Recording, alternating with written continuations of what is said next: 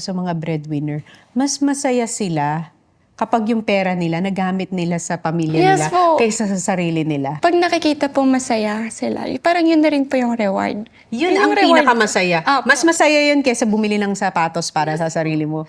Pag nakita mong nabili mo ng gamit, sapatos, or anything yung pamilya mo, tapos tuwa sila. Yun po yun Yun talaga. ang kasiyahan sa Parang, breadwinner. yes po, parang, doon ko po na-realize na, nga wala akong reward sa sarili ko. Pero yung reward ko po is yung mga ngiti nila. Hindi lang po sa family ko, kundi sa mga tao din po na natutulungan ko. Doon mo makikita yung definition ng happiness.